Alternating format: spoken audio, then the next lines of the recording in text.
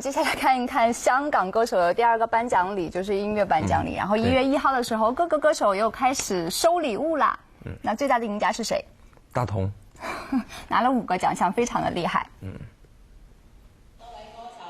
踏入2012年，乐坛第1个颁奖礼在元旦日隆重举行，一众歌手盛装出席，迎来今年第1张成绩单。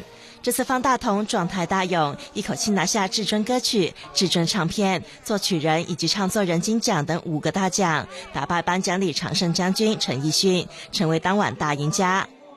方大同在台上大丰收，绯闻好友薛凯琪在台下却是比他还要激动。一般我拿奖，或者他一些熟的朋友，他们拿奖，阿飞他也会哭，他是蛮容易哭的一位朋友，所以反正他任何跟他熟的朋友，我觉得他都会挺感动。拿奖啊，或者是就是成绩好的话。而拿了3个奖的Eason成绩也不错，个人独揽男歌手金奖和我最喜爱男歌手奖，更替刚刚宣布怀孕喜讯的杨千嬅带领我最喜爱女歌手奖。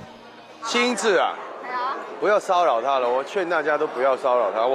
我跟他公司先留在他公司吧，因为他真的，他有跟我说，万一他真的来，真的要领奖，他真的不能来，因为他真的需要好好的休息嘛，所以就他身体的状况需要休息就对了，所以我就说没关系啊，我认识他最久了，我带他领就好，是我平生第1个领的女歌手奖啊。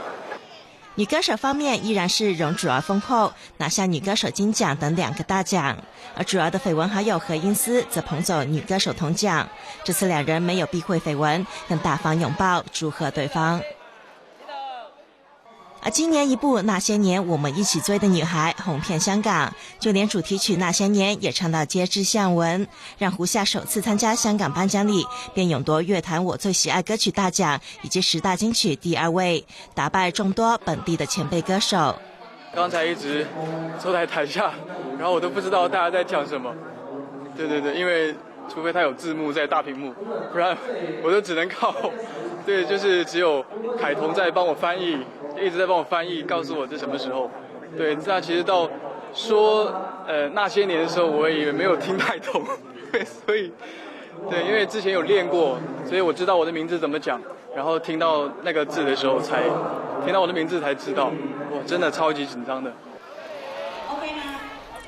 根据我的经验啊，就这个奖这么多年啊，基本上没有国语歌拿走的，都是肯定是香港地区的香港歌手的香港歌曲啊，然后拿走这个奖啊。今年那些年为我们争光啊，为国语界歌坛。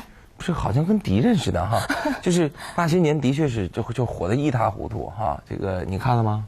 我没有啊，我也没有。一般的很火热的东西我都不追了，不像你。对，因为他们说是小清新那种，说是就是一个男孩子跟女孩子，然后在上学期间怎么样。